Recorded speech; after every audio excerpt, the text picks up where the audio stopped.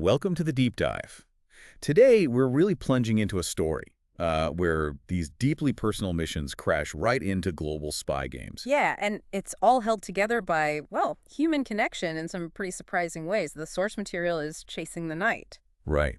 And our goal here, our mission for this deep dive, is to pull out the really key stuff. We want to understand how, a forensic sculptor's very specific skills and a spy hunting for her son, plus this incredibly smart young girl, how they all become central to stopping a, frankly, terrifying terror plot. It's amazing how it unfolds. You'll see how these unique talents and, honestly, unexpected friendships can change everything when the stakes are, literally global. It really shows how individual drives, even obsession, can sometimes be the only thing strong enough to face these massive threats.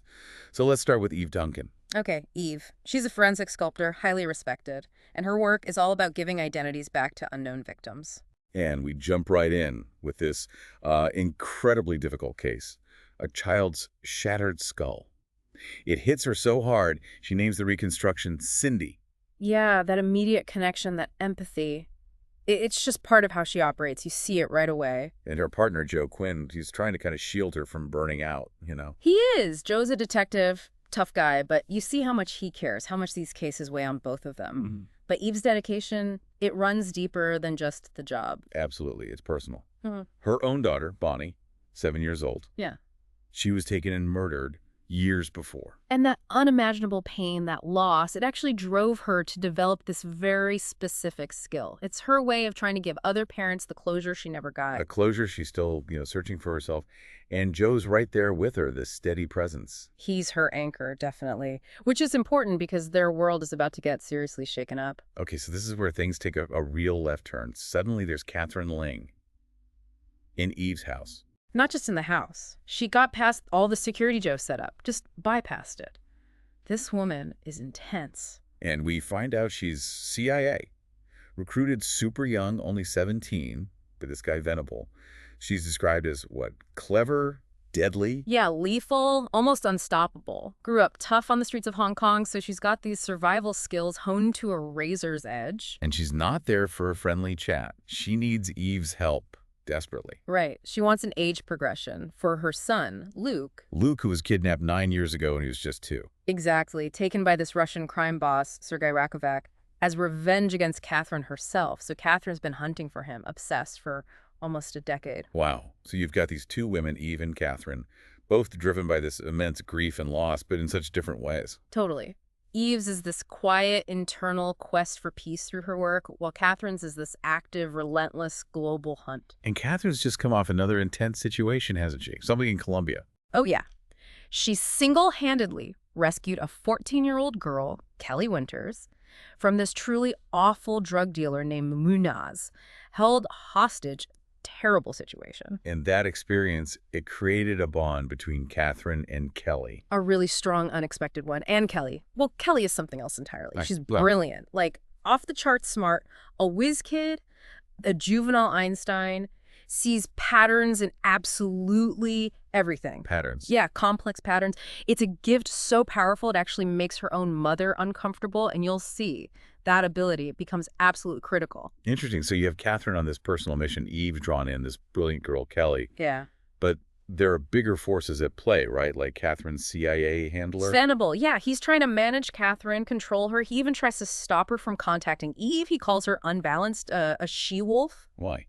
Because she's too focused on finding her son. Pretty much. Yeah. For Venable, Catherine's personal vendetta is just a massive complication. He's dealing with, geopolitical stuff, high-level threats, and here's his agent going rogue, essentially. Yeah. It raises that question, doesn't it? Yeah. How do these deeply personal needs stack up against, global security concerns? And the book suggests that sometimes it's that personal drive, that raw emotion that actually makes someone effective, even if it breaks the rules.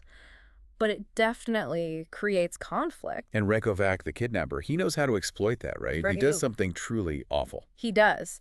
To manipulate Catherine, maybe draw Eve in too, he sends a photo, a child's skeleton, and he claims it's Luke. Oh my God. That's just psychological torture. Exactly. Calculated cruelty. What? Designed to break her, to control her. But it has the opposite effect, in a way. How so? It forces Eve into action. She has to know. She immediately starts the reconstruction on the skeleton from that photo. Using her forensic skill. Right, with scientific precision. Yeah. And she determines it's not Luke. Oh, thank God.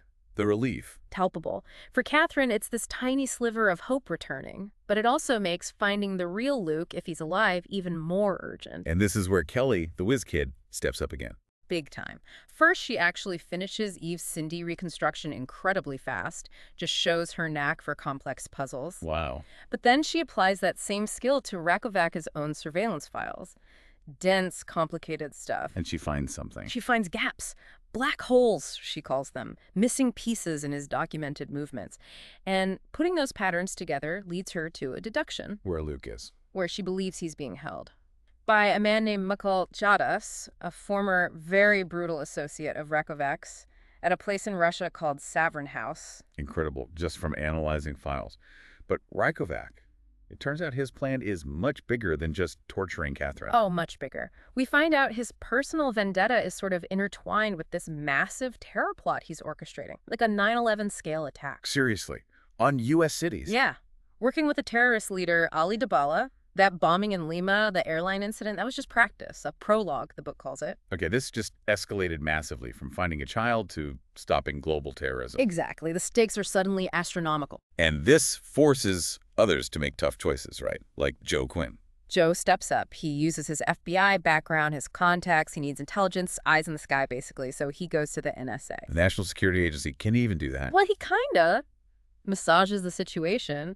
He talks to this guy, George Helder, who runs a satellite program.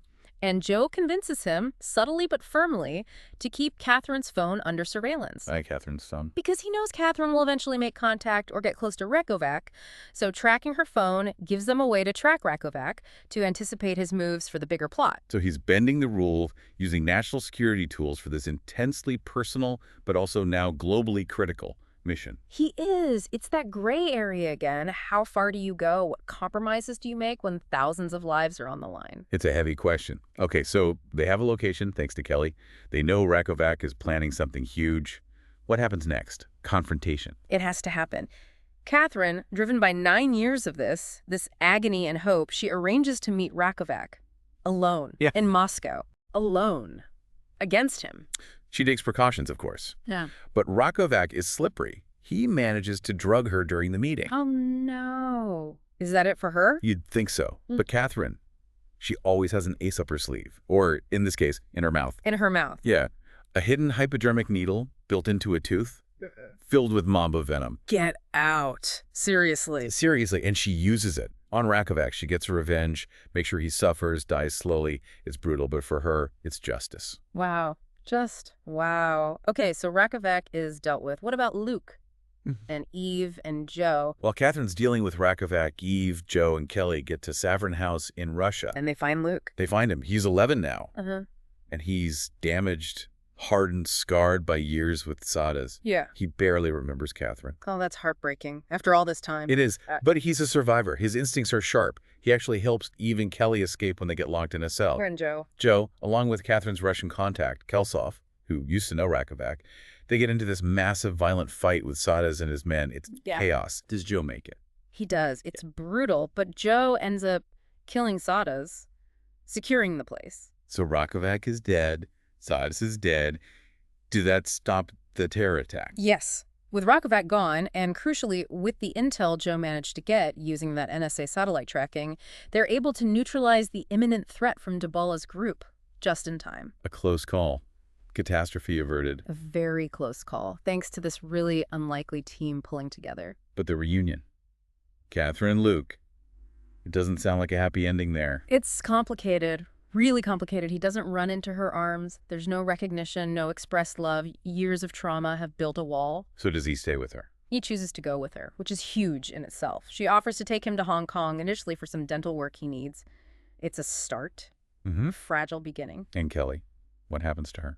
Kelly makes a really interesting and quite moving decision. She sees Luke's trauma, maybe recognizes something from her own experience, and decides to stay with Catherine and Luke. To help him. Yeah, she actually proposes using her pattern recognition skills to help Luke process what happened, to trace Rakovac's at patterns of abuse and control right from the beginning. Using logic to deal with trauma. That's fascinating. Isn't it? A really unique approach to healing, trying to make sense of the senseless by finding the structure within it. So looking back at this whole thing, these connections formed under pressure. They're pretty powerful. Absolutely. Catherine and Kelly finding strength in each other. Eve and Catherine, this deep understanding between them, forged in shared loss. Jo calls them two halves of a whole. And Jo's loyalty to Eve, even knowing her own search isn't over. Exactly. We're reminded at the end that Eve's primary obsession, finding Bonnie's killer, that continues. It defines her life, and Jo accepts that, understands it. That's part of their bond. So wrapping this up, Yeah. what's the big takeaway for someone listening? I think it shows that even when you're facing, truly monstrous evil, these huge global plots, individual actions, individual skills, and maybe most importantly, these unexpected human connections, they can make all the difference. Yeah, you see how obsession can be destructive, for sure, but also how it can fuel this incredible drive for justice. Yeah. And that healing, like with Kelly's idea for Luke, can come from really unexpected places. Right. So maybe the question to think about is, in a world where there are always hidden threats, always personal struggles, what role do these unique abilities, this kind of unwavering personal resolve, actually play in finding truth or even forging some kind of peace? A lot to think about there. It shows the power and the complexity of the individual against the overwhelming.